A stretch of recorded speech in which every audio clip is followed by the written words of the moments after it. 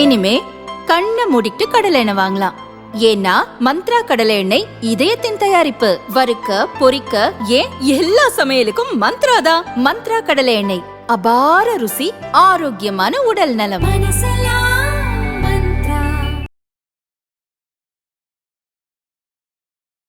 தினமலர் நேயர்களுக்கு வணக்கம். இன்று நம்மோடு இணைந்திருக்கிறார் டெல்லியிலிருந்து மூத்த பத்திரிகையாளர் திரு ராஜகோபாலன் அவர்கள். பல்வேறு விஷயங்களை சுட சுட தருவதற்காக காத்திருக்கிறார். அவருடன் பேசலாம். வணக்கம் சார். வணக்கம். நமஸ்காரம். நமஸ்காரம் ஷியாமளா சார். முதல்ல சொல்லுங்க, காங்கிரஸ் திமுக கூட்டணி இறுதியா உறுதியா ஆயிடுச்சா? 50-50. என்ன சார் இன்னமும் 50-50ங்கிறீங்க? ராகுல் காந்தி அவர்களும் கனிமொழி அவர்களும் பேசியிருக்காங்க, ஃபைனலா தானே இருக்கணும்னு நாங்க எதிர்பார்க்கிறோம். என்ன நடந்துருது அது பேச்சுவார்த்தைகள்? எங்க ஒண்ணு ஷியாமளா, தமிழகத்திற்கு அமித்ஷா வந்தார் ஒரு வருடத்திற்கு முன்னதாக. பியூஷ் கோயல் வந்தார், பிரதமர் வந்தார், எடப்பாடி பழனிசாமியை பார்த்தார்கள். காங்கிரசிலிருந்து திமுகவை பார்ப்பதற்கு யார் வந்தார்கள்? ஸ்டாலினை பார்க்க. அதே மாதிரி திராவிட முன்னேற்ற கழகத்தில் இருந்து காங்கிரசுடன் பேச்சுவார்த்தைக்காக குழு அமைத்தார்களா? இதுன்னு ஒரு குவிக் பிக்ஸ் அரேஞ்ச்மெண்ட் மாதிரி பண்ணி இருக்கிறது. சபரீசன் அனுப்புறாரு, சபரீசன் திரைமறைவு, கேமராக்கு முன்னாடி கனிமொழி. ராகுல் காந்தி ஒன்னும் பதில் சொல்லலைங்களே ஒன்னும். அப்ப என்ன யோசிக்கிறார் சார் ராகுல் காந்தி அவர்கள்? என்ன ஏன்னா இங்க வந்து அந்த கிரீஷ் சோடங்கர் அவர்கள் கூட சொல்லியிருக்காரு, நாங்க குழு அமைச்சிட்டோம், ஆனா அவங்க குழு அமைக்கல, பேச்சுவார்த்தையே இன்னும் தொடங்கல, நாங்க ரெடியா தான் இருக்கோம் அப்படின்ற விஷயத்த அவர் சொல்றாரு. அப்ப என்ன மைண்ட்ல இருக்குன்னு பாக்குறீங்க? ஸ்டாலின் அவர்கள் மைண்ட்லயும் சரி, ராகுல் காந்தி அவர்கள் மைண்ட்லயும் என்ன ஓடுறதா பாக்குறீங்க? ஒரு வழி காதலா தான் இருக்கு. One way love. யாருக்கு? எப்படி வச்சு அப்படி வச்சுங்க. சரி சரி. இல்ல எது தடையாக இருக்கிறது அவங்களுடைய கூட்டணிய இறுதி செய்வதில்? என்ன விஷயம் தடையாக இருக்கக்கூடும்? விஜய் தடையாக இருக்கிறார். Okay okay. விஜயுடன் வந்து காங்கிரஸ் கூட்டணி வைக்க தயாராகி விட்டதா? பிப்ரவரி 5ஆம் தேதி தெரியும். அது என்ன ஸ்பெஷல் டே பிப்ரவரி 5? அவர் ராகுல் காந்தி நாளைக்கு வியட்நாம் போயிட்டு வந்தாருன்னு வச்சுங்க. ஒருவேளை அவர் தடான்னு பொட்டி தூக்கின்னு போயிடுறாரு. இல்ல பார்லிமெண்ட் செஷன் நடக்குது, அவரு போறாரா? எங்க பீகார் எலெக்ஷன் நடக்கும்போது போனாரு, உத்தரப்பிரதேஷ் எலெக்ஷன் நடக்கும்போது போனாரு. அவருக்கு அங்க என்ன குழந்தை குட்டியா இருக்குது, எதுக்கா போய் அடிக்கடி போகணும்னு தெரியல. யாருக்கு புரிஞ்சிக்க முடியும்? அவர் பேச்சுலரா என்ன ஏது ஒண்ணுமே புரிஞ்சிக்க மாட்டீங்க. அமித்ஷா ஓப்பனா சொல்றாரு. அந்த ஆஜ் தக்கனுடைய இன்டர்வியூல ராகுல் கன்வல் கேட்கிறாரு, எங்களுக்கு தெரியாது, பொதுமக்கள் தெரிஞ்சுக்கிட்டோம் அப்படி இப்படிங்கிறாரு. ஒரு மாசத்துக்கு 3 தானே போற. இப்ப அக்காவும் போக ஆரம்பிச்சுட்டாங்க. அந்த அம்மாவுக்கு நியூயார்க் போயிட்டாங்க நேற்று ராத்திரி. எதுவும் நடக்குதுங்க அங்கது. அப்படி பாக்குறீங்கன்னா அந்த ஷக்கீல் அகமதுங்க ஒருத்தர் இருக்காரு, பீகாருடைய மந்திரியா இருந்தவர், பீகாருடைய காங்கிரஸ் தலைவர். அவர் சொல்றாரு ராகுல் காந்தி வந்து ஒரு டர்போக்கு, பைத்தியக்காரு அப்படிலாம் சொல்றாருங்க ஹிந்தியில. டர்போக்குன்னா பயந்த கொள்ளின்னு அர்த்தம். உங்களுக்கு ஹிந்தி தெரியும், நீங்களும் தர்ப்பக்குள்ள தெரிஞ்சுக்கலாம். சோ அந்த மாதிரி வச்சு பாத்தீங்கன்னா 5ஆம் தேதிக்குள்ள ஏதாவது நடக்குங்க.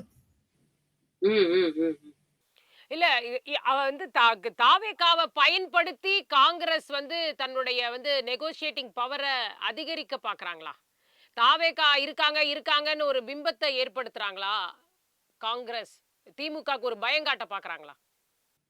காங்கிரஸ் பலம் இருக்குங்கிறீங்களா? அப்போ இல்ல சார், அப்படி ஒரு வழியாக தன்னுடைய வந்து சீட் ஷேரிங்க இன்க்ரீஸ் பண்றாங்களா? தொகுதிகளோட எண்ணிக்கை அதிகப்படுத்த பாக்குறாங்களா? அது பின்னாடி இருக்கக்கூடிய வியூ.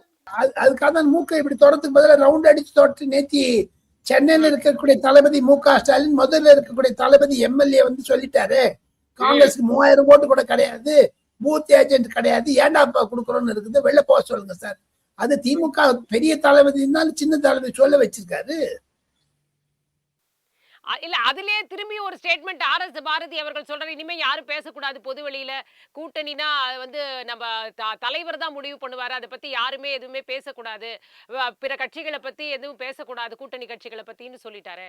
உண்மை கரெக்ட். யாரும் இல்லைங்கல. ஆனா காங்கிரஸ்காரங்க எல்லாரும் ஒரு 41 பேர் வந்தாங்களே டெல்லிக்கு. மல்லிகார்ஜுன் கர்கே ராகுல் காந்தி சொன்னது யார்கிட்டயும் சோசியல் மீடியால பேசாதுன்னு வேணுகோபால் சொன்னாரு. ஏன் மாணிக் தாக்கூர் ட்வீட் பண்றாரு? அது காங்கிரஸ் சார், அது காங்கிரஸ். இது திமுகல சொன்னா கேட்டுருவாங்களே எல்லாரும். பின்ன ஏன் கனிமொழி போய் பேசுறாங்க ஸ்டாலினுடைய அனுமதி இல்லாத? ஓ, அனுமதி இல்லன்றீங்களா? யார் கொடுத்தாங்க அனுமதி? கமிட்டி ஆத்தரைஸ் பண்ணது யாரு? வெறுமை ஹிந்து பேப்பர்ல ஒட்டி போட்டா போதுங்களா? பவர் ஷேரிங் கிடையாது. ஏடிஎம்கே டிஎம்கே ஸ்போக்ஸ் பர்சன் சேர்ந்து who is the spokesperson? அபிஷியலா சொல்லுங்க சார். சரி, இவ்வளவு பிரச்சனை இருந்து இப்ப கூட்டணியுமே அமைச்சாங்கன்னே கூட கள அளவுல இதுக்கு ஒரு பைண்டிங் இருக்குமா சார்? ஏன்னா காங்கிரஸை தூக்கி சுமக்கிறோம்னு திமுகல நிறைய பேர் நினைக்கிறாங்க. அப்போ இது வந்து எப்படி ஒர்க் அவுட் ஆகும் சார்? ஒர்க் அவுட் ஆகுது கஷ்டம். எப்படி இருந்தாலும் கீழ் லெவல்ல கிரவுண்ட் லெவல்ல அதுக்கு அந்த ஜெல் ஆகாதுங்க. அது ஒண்ணு ஒத்து போகாதுங்க. சண்டை வரத்தான் வருங்க. தாவேகா தனித்து விடப்படுமா சார்? தாவேகா தனித்து விடப்படுமா? அவங்க அப்பா ஏன் சொல்றாரு? பின்ன தனித்து விடப்படுறது பயத்துல தானே சொல்றாங்க. இப்போ வந்து கரூர் மாதிரி ஜனநாயகன் மாதிரி இப்ப காங்கிரஸ் வா வா வாங்குறாரு. முதல் நாள் வந்து இபிஎஸ் அந்த கொடி பறக்குதுன்னாரு. அதே மாதிரி இவங்க விசில் சின்ன வந்த உடனே காங்கிரஸ்காரங்க அவர் யார் ட்வீட் போட சொன்னாரு? பிரவீன் சக்கரவர்த்தி விசில் வந்தாச்சு, விசில் அடிக்கிறார். அது எதுக்குங்க? ஆக மொத்தம் தமிழ் வெற்றி கழகத்தை திமுகவும் சரி அதிமுகவும் சரி காங்கிரசும் சரி ஏதோ ஒரு விதத்துல அவர் என்ன மோடி சார் பண்ணு தப்பு, சீஃப் மினிஸ்டர் சார் பண்ணு தப்பு, அந்த மாதிரிலாம் பண்ணியிருக்க கூடாது. முதலே தான் முதலமைச்சர் சொன்ன தப்பு. அதுக்காக பழி வாங்குறாங்களா அப்போ திமுக? இது பழி வாங்குறதுன்னு தமிழகத்தில் சினிமா துறையில் ஆதிக்கம் காண்பிக்கக்கூடிய திராவிட முன்னேற்ற கழகம் கண்டிப்பாக ரெட் ஜெயின் மூலமாக மு.க. ஸ்டாலினுடைய முழு அதிகாரங்கள் தமிழக அரசாங்கம், தமிழக போலீசார் கரூருக்கு அடுத்தது ஜனநாயகத்தை நிறுத்தியது விஜய்க்கு கோபம். விஜய் இன்னும் என்ன சித்திரவதை பண்ண முடியும் உங்களால? You confused him. You crushed him. ஆனா இன்றைக்கு அப்பாவு அவர்கள் வந்து சொல்றாரு, சபாநாயகர் அவர்கள் வந்து திமுகவும் இல்ல சாரி பிஜேபியும் தாவேகாவும் தான் ஒரு டிராமா பண்றாங்க, மைனாரிட்டி ஓட்ஸை வந்து பிரிக்கிறதுக்காக ஒரு பெரிய நாடகத்தை நடத்திக்கிட்டு இருக்காங்க, ஒவைசி எப்படியோ அதே மாதிரிதான் விஜய் இங்க அப்படின்ற விஷயத்த அப்பாவு சொல்றாரு. இப்ப அப்பா வந்து திமுக அவைத்தலைவரா இல்ல திமுக தலைவர்? அப்பா அவர் யாருங்க? அப்பாவை யாருங்க? எப்படிங்க அவர் ஸ்பீக்கரா இருந்து கமெண்ட் பண்ண முடியும்? இப்ப பாலயோகி வந்து காங்கிரஸ் கண்டம் பண்ணா திட்டாரு. காங்கிரஸ்காரங்க எல்லாம் திமுக காரன் டிஆர் பாலு எல்லாம் இந்த சபாநாயகர் ஏன் கருப்பு சட்டை போட்டு வந்தா கூட போட்டு வராதுங்கிறார். ஏன் திமுக அதிமுக எம்பிக்களை எம்எல்ஏக்களை எல்லாம்? அப்பாவு என்பவருக்கு வாயடக்கம் தேவை. ஷாமலா வளர்றாரு அவரு. யாருங்க அவரு? ஊசி திமுக விஜய் சொல்றேன்னு அவங்க சொல்றாங்களே, விஜய் நான் தோக்கடிக்கிறேன்னு சொல்றேன், அந்த பயத்தை சொல்றாரு அவரு. He's a speaker of Tamil Nadu. அவரு டெக்கோரம் வேணும். கவர்னருக்கு போய் சண்டை போடுறாரு, எல்லாரோடையும் சண்டை போடுறாரு. என்ன அவர் என்ன ஒரு தொலைக்காட்சிகளில் பிரமுகராக இருந்தவரை சபாநாயகர் ஆக்கினார் முதலமைச்சர். முதலமைச்சர் பேசாததெல்லாம் ஸ்பீக்கர் பேசுவது தவறு இல்லைங்களா? முதலமைச்சர் எங்க போறாரு? முதலமைச்சர் பேச வேண்டியதுதானே அதெல்லாம். இப்ப இன்னைக்கு இருக்கக்கூடிய தமிழக அரசியல் கள நிலவரத்துல பாத்தீங்கன்னா எந்த கூட்டணி பலமாக இருக்கிறதா நீங்க பாக்குறீங்க? அதிமுக கூட்டணி. சரி, அப்ப வந்து இப்போ வந்து விஜய் அவர்கள் தனியா இருக்காரு. இப்ப இன்னொரு கூட்டணி அங்க ஃபார்ம் ஆகும். சீமான் அவர்கள் போவாங்க, சீமான் ஜாயின் பண்ணுவாரு, ராமதாஸ் அவர்கள் தலைமையில இருக்கக்கூடிய ஒரு அணி அங்க போகிறதுக்கான வாய்ப்பு இருக்கு, இப்படி எல்லாம் பேசப்படுது. அப்படி அங்க ஃபார்ம் ஆச்சுன்னா அது வந்து ஒரு பலமான மும்முனை போட்டியாக மாறிடாதான்?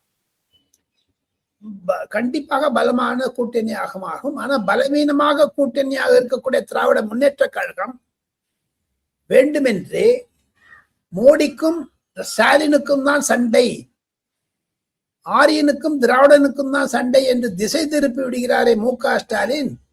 அது எப்படி இருக்கிறது என்று கேட்டால், இன்று காலை தினமலரில் சாணக்கியாவும் தினமலரும் சேர்ந்து பேட்டி எடுத்த போது திமுக அரசு மோசம், உதயநிதி நிலைமை மோசம், எல்லாம் மோசம் மோசம் மோசம்னு போட்டிருக்கீங்களே, அது மாதிரி மோசமாயிடும். அதுவும் சரி. அப்படியே நம்ம மகாராஷ்டிரா பக்கம் வந்து அஜித் பவார் அவர்களுடைய மறைவு விமான விபத்துல அதுவும் இன்னைக்கு அரசியலாக்கப்படுது. அது எப்படி பார்க்கறீங்க? எப்படி அரசியல்? யாரு அரசியல் பண்றாங்க? மம்தா பானர்ஜி. அப்ப மம்தா பானர்ஜிக்கு வந்து 1980 சஞ்சய் காந்தி விமான விபத்தில் மரணம் அடைந்ததும், மாதவரா சிந்தியா மரணம் அடைந்ததும், சிஎம்ஜி பாலயோகி மரணம் அடைந்ததும், ஒய்எஸ் ராஜசேகர ரெட்டி மரணம் அடைந்ததும் அரசியல் காரணமா இல்ல சூழ்ச்சியா? இல்ல அவரு அங்க பிஜேபியில இருந்து வெளியில வரணும்னு நினைச்சாரு. அப்படி நினைச்ச உடனே அவருக்கு இப்படி நடந்து போச்சு. அதனால வந்து ஒரு உச்ச நீதிமன்றத்தோட மேற்பார்வையோட விசாரணை நடத்தப்படணும். அப்பதான் வந்து இத ஏற்றுக்கொள்ள முடியும், நம்ப முடியும்னு சொல்றாங்க. தேர்தல் நடக்கும்போது 10 விதமான கருத்துக்களை சொல்லுவார்கள். அது வந்து ஆக்சிடென்ட் வந்து ஒரு டெக்னீஷியன்ஸுக்கும் டெக்னிக்கல் டீடைல்ஸுக்கும் வெதர் சம்பந்தப்பட்டதுக்கிறதுனால அது ஆக்சிடென்ட். இப்ப செத்து போயிட்டாங்களா அவர், யூ கேனாட் ரிவைவ் ஹிம்.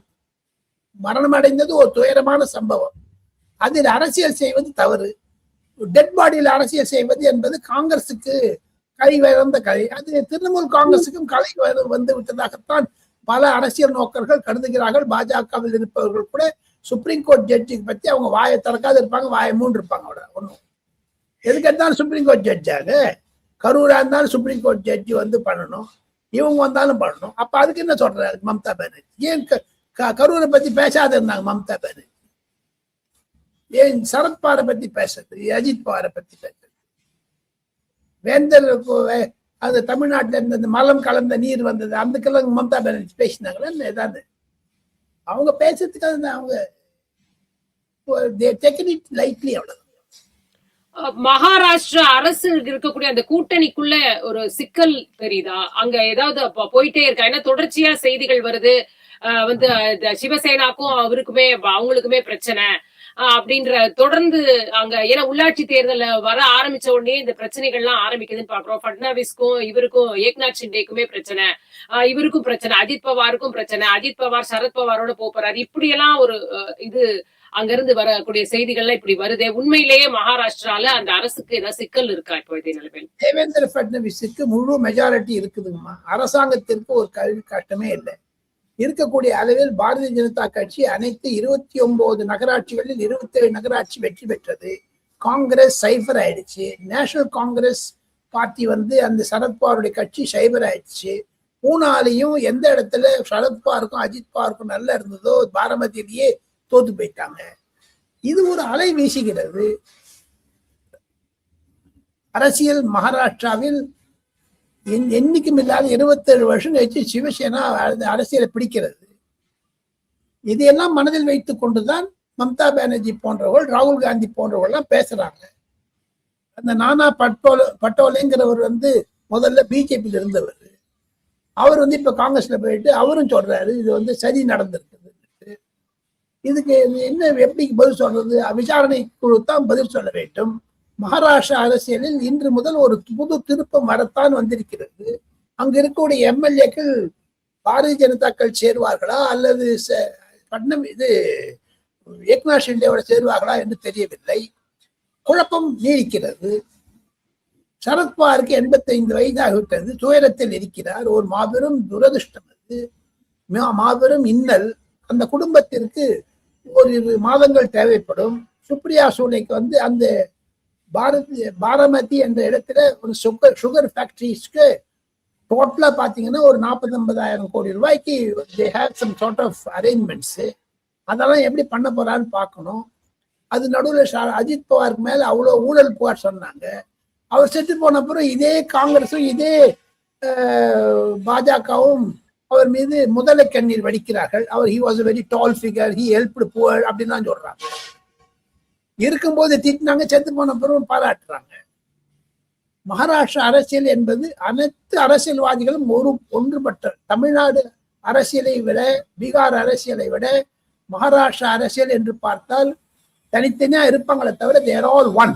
அது மகாராஷ்டிரா அரசியலில் இருந்து இந்திய அரசியல் கற்றுக்கொள்ள வேண்டியது.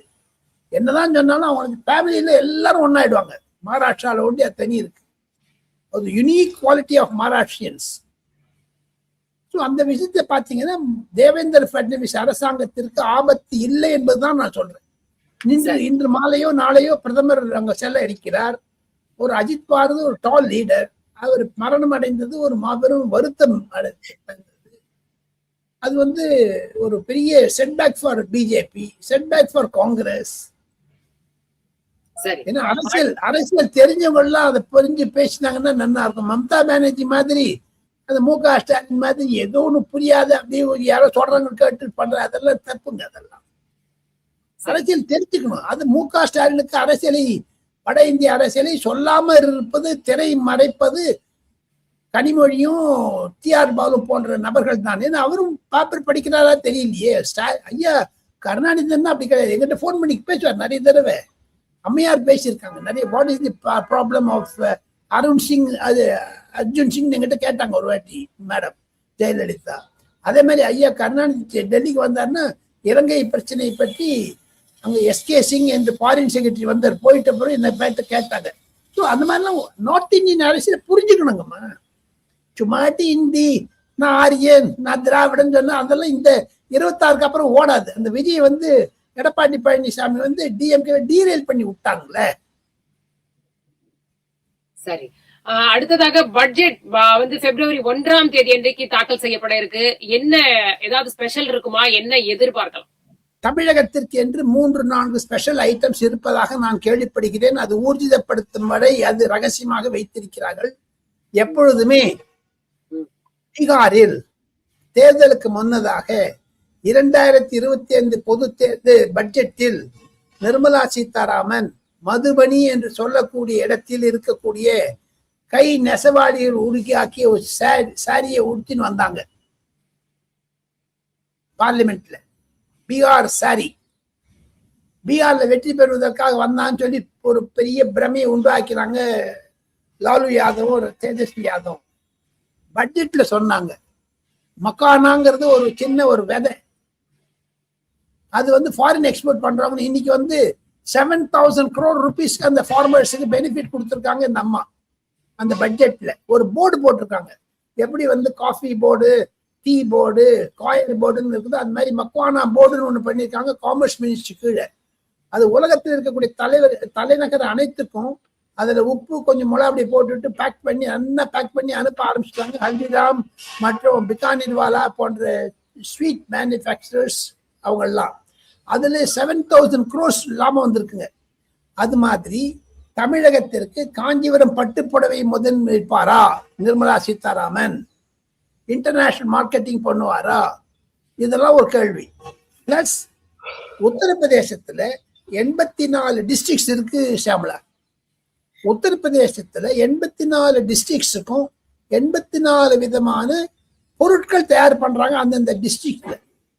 அலிகர் என்ற இடத்துல பூட்டு, ஆக்ரா பேடா, அதே மாதிரி பஸ்திங்கிற கூட்டுல, மணிகாப்பூர்ங்கிற இடத்துல சோன் பப்டி.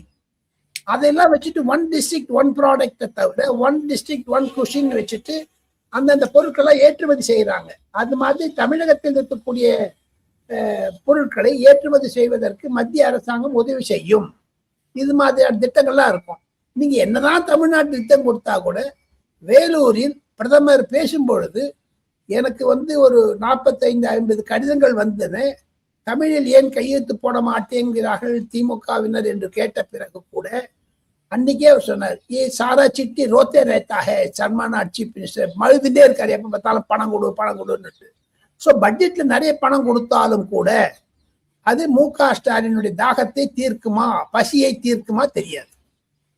பட்ஜெட்டில் தமிழ்நாட்டிற்கு முக்கியத்துவம் வர இருக்கிறது. சார், இன்னும் ஏதாவது ஹாட் நியூஸ் வச்சிருக்கீங்களா எங்க நேயர்களுக்கு? கடைசியா ஒரு பாரத ரத்னா ஒருத்தர் கொடுக்க போறாங்க சீக்கிரம். அது தேர்தல் சமயத்துல கொடுத்துட்டு தேர்தல் பண்றான்னு சொல்லுவாங்க. ஏற்கனவே பத்ம விருதுகள் எல்லாமே அப்படித்தானே சொல்றாங்க. பத்ம விருதுகள் ஃபுல்லாவே 5 மாநிலத்தை சுத்தி தான் கொடுத்திருக்காங்கன்றது தானே சொல்றாங்க தொடர்ந்து. காரணம் என்ன சொல்லுங்க, அது சொல்லுங்க. அது ஏன் சொல்றாங்க? தேர்தல் கனி போன வருஷம் 13 கொடுத்தாங்களே தமிழ்நாட்டுக்கு. அப்ப தேர்தல் இருந்தது. அந்த அட்டவணை நான் உங்களுக்கு அனுப்புறேன். அப்ப போன வருஷம் தேர்தல் இருந்ததா? இல்லையே. மன் கி பாத்ல மாசம் பிரைம் மினிஸ்டர் தமிழ்நாடு ஏதாவது ஒண்ணு குறிப்பிடுறாரு. அப்ப மாசம் தேர்தல் இருக்குதா? இதெல்லாம் கொஞ்சம் புரிஞ்சுக்கணுங்க. அந்த ஒரு நரேந்திர மோடி என்ற பிம்பத்தை திராவிட முன்னேற்ற கழகத்தால் ஜீர்ணிக்க முடியாமல் தவித்துக் கொண்டிருக்கிறார்கள் என்பதுதான் என்னுடைய கருத்து. அதன் மூலமாக பட்ஜெட்டாக இருக்கட்டும், பாரத ரத்னாவாக இருக்கட்டும், பத்மா அவார்டாக இருக்கட்டும், நரேந்திர மோடியை புரிந்து கொள்வதற்கு 10 ஜென்மம் எடுக்க வேண்டும் திமுகவினர். ரொம்ப நன்றி சார்.